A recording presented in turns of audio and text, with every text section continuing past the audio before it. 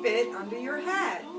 I will talk about women who were called to work and men that were called to war in the 1940s. That was World War II. It was about keeping the workplace safety for women working in factories. Rosie the Riveter was a woman on a poster illustrating a strong, independent woman in a headscarf flexing her bicep. Especially today, with the workforce, many women have to go back to work or are working and not at home being a housewife. So with that, I'm going to show you a little bit more about Rosie Riveter and how it all began, how women went into the workforce. She starred in a famous World War II-era propaganda campaign and eventually became one of the most famous icons in American history. But who exactly was Rosie the Riveter? And what's the real story behind her well-known image? To start with, it's not really about a riveter named Rosie. It's not even about one woman, but about millions. After the United States entered World War II in late 1941, government and industrial leaders called on American women to join the workforce in order to replace manpower lost when men enlisted as soldiers. Some 6 million would answer that call.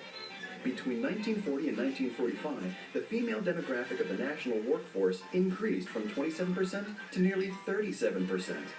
Half of these working women took on tough jobs in defense industries. Rosie was first introduced to the public in a popular song called Rosie the Riveter, released in early 1943. The song was made famous by swing band leader James Kern K. Kaiser. Norman Rockwell had undoubtedly heard the song when he painted a female riveter on her lunch break for the Memorial Day issue of the Saturday Evening Post that year. Posed like the prophet Isaiah in Michelangelo's famous fresco on the Sistine Chapel ceiling, she rests her foot on a battered copy of Hitler's Mein Kampf. Her riveting gun rests on her lap, while her lunchbox clearly reads Rosie. Rockwell's model was a dental hygienist named Mary Keith, but was there a real Rosie the Riveter? After Rockwell's cover appeared on newsstands, the press lost no time in casting real-life Rosies.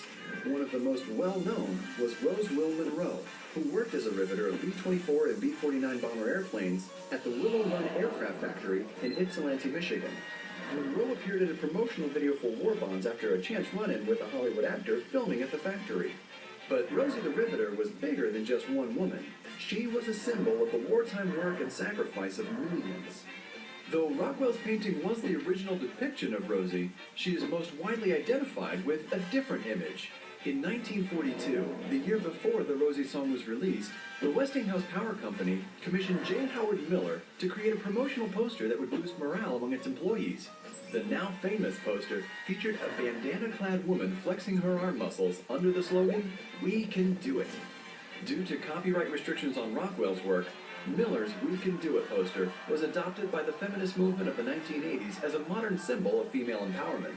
It is now the image most commonly associated with Rosie.